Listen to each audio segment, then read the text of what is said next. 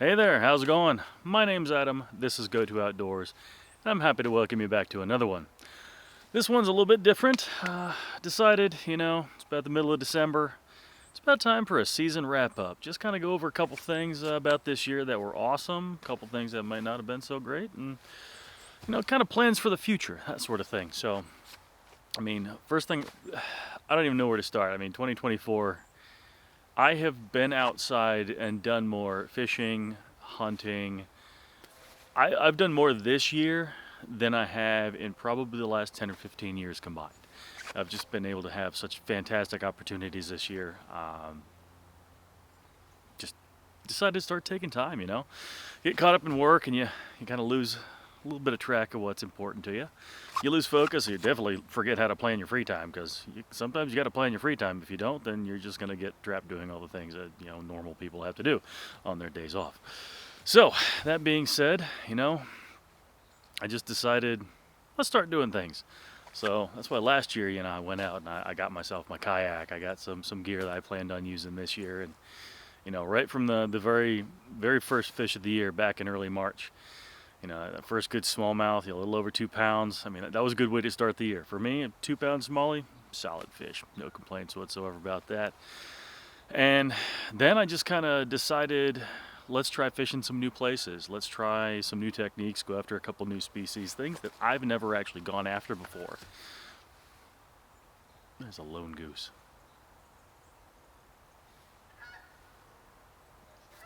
Up there. It's really, really foggy, as you could probably tell. I think that's the same lone goose I saw flying earlier.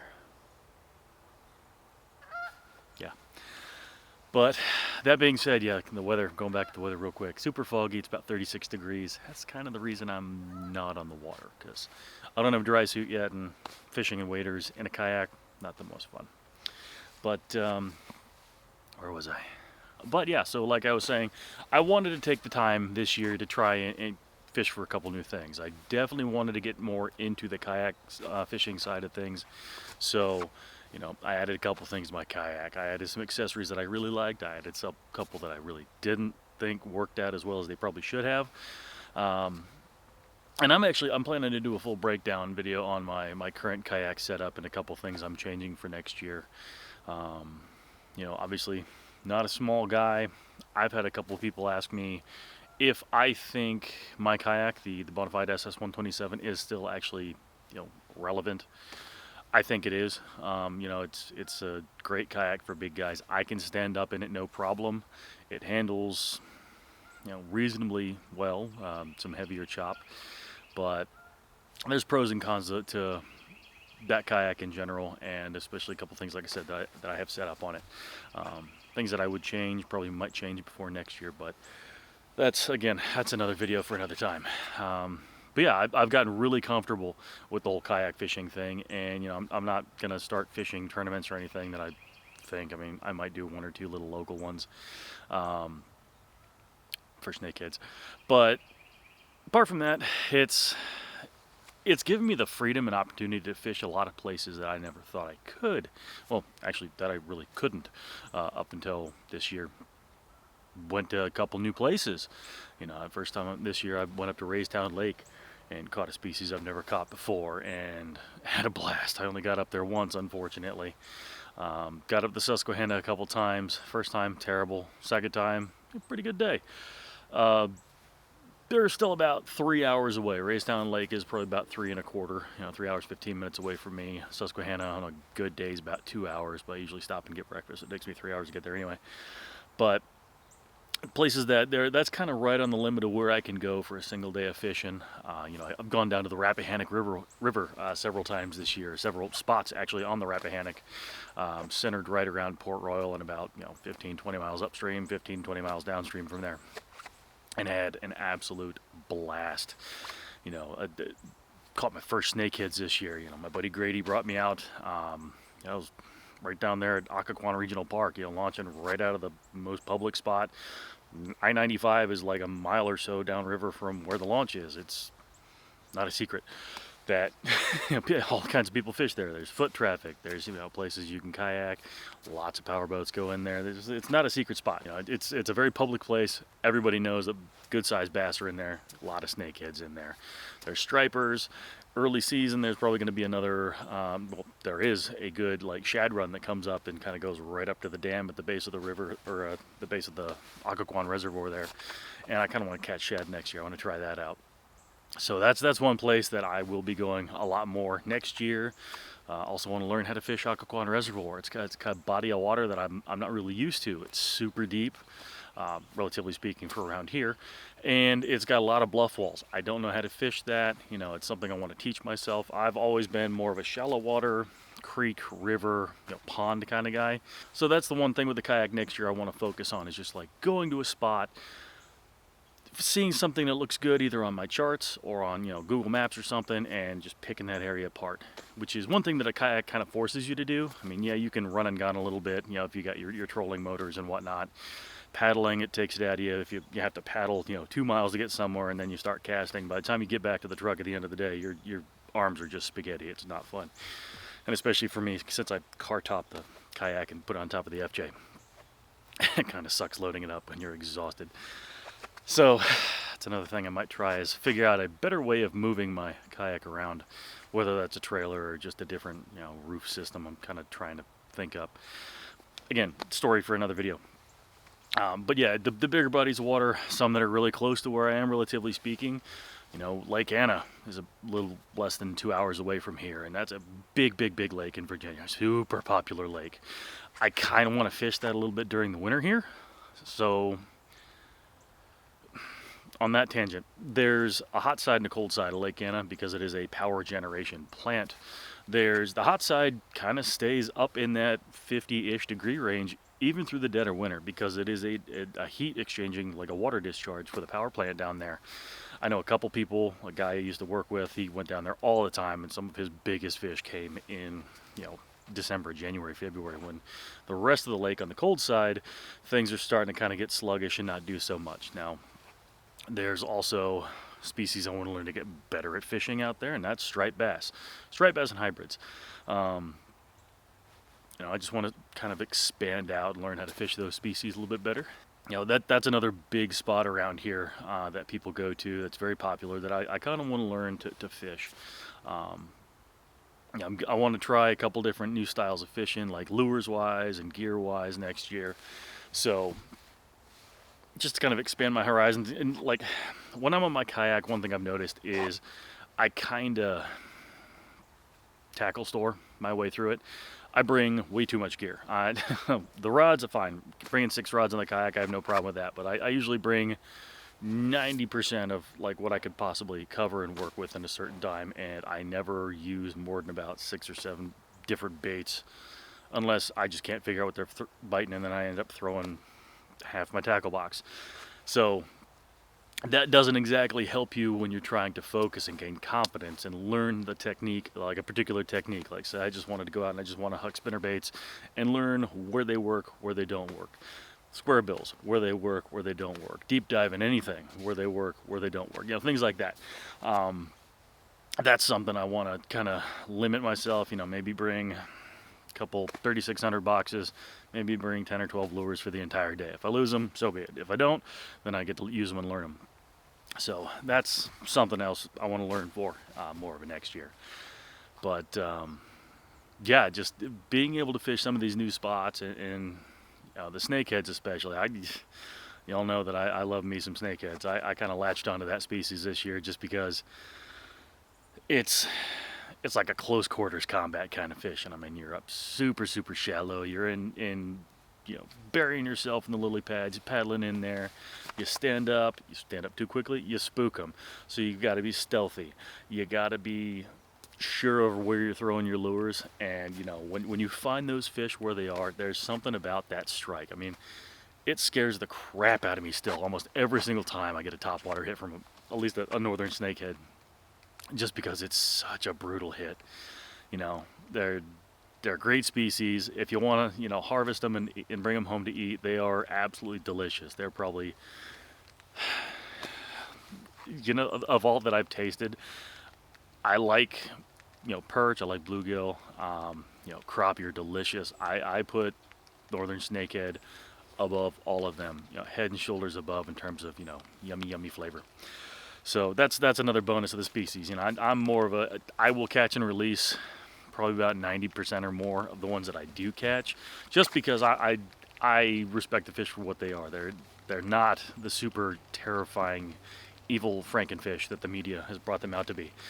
Blue catfish are actually a bigger problem in the same waters that snakeheads are in, but that's another story. So, learning that and respecting the fish and knowing that they can reach some pretty gnarly sizes, and they fight like crazy. Now, the other species, when I took my trip down to Florida, when I finally got into a bullseye snakehead. Now, bullseye snakehead is something you've probably seen on TV. I know you guys have probably seen it on YouTube.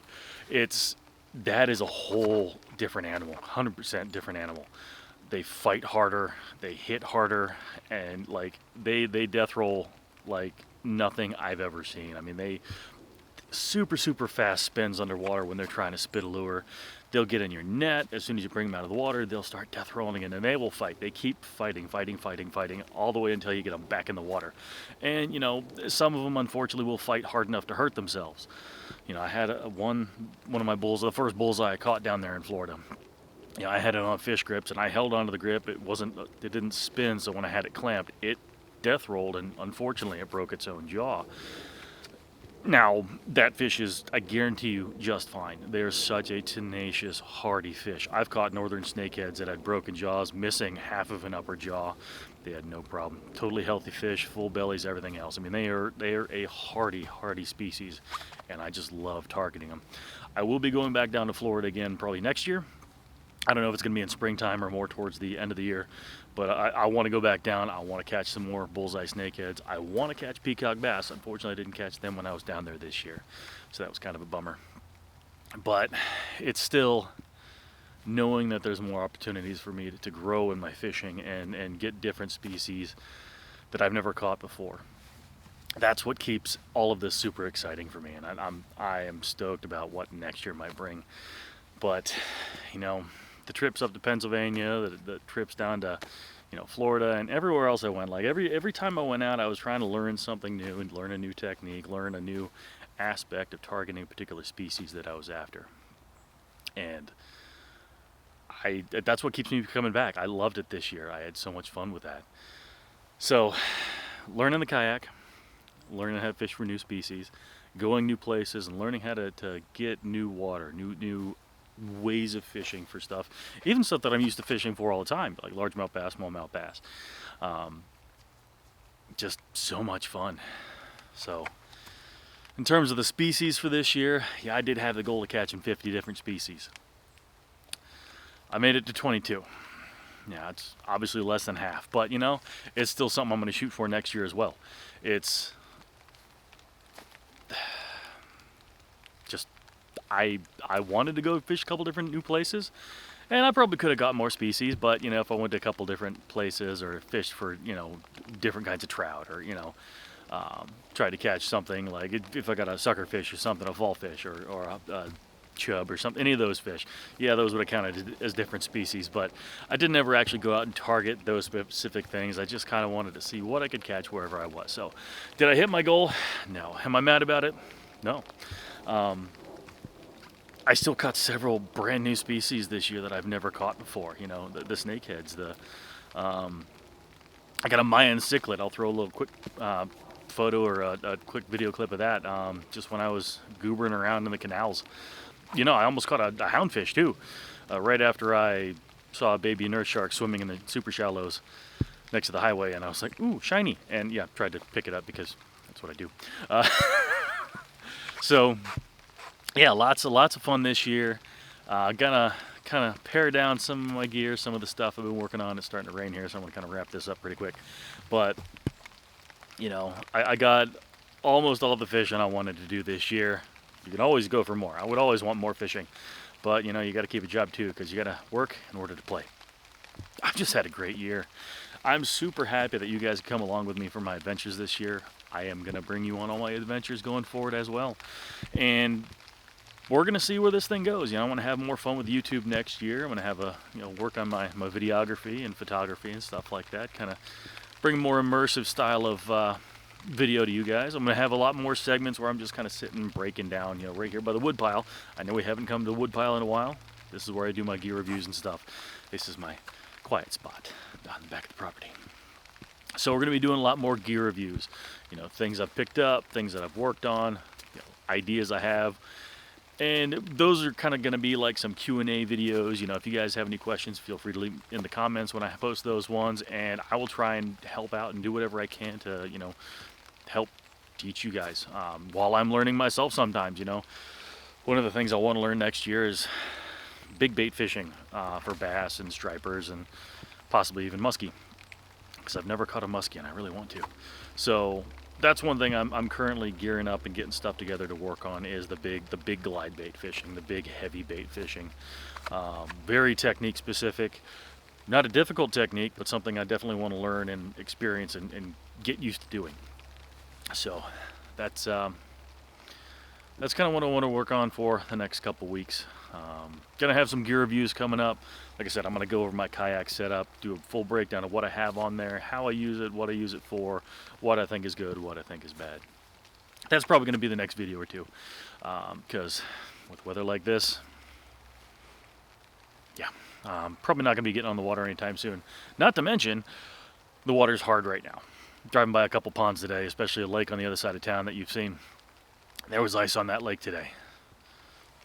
There's snow behind me. Let's see. I got snow on the woodpile here.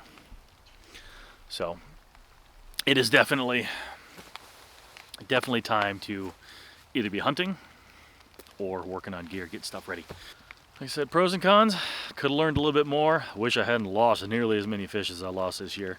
That's one thing I'm gonna do. I'm gonna go through just on my snakehead videos alone, and I'm gonna put a compilation together of all the fish that I missed or hooked up and lost, because I probably lost 50 fish or more, like just because I didn't know when to how to wait and set the hook and do things like that. It's super frustrating, but that's why I've really gotten into loving the snakeheads and fishing for them so much, because when you do connect and you manage to bring one in, you feel a sense of accomplishment.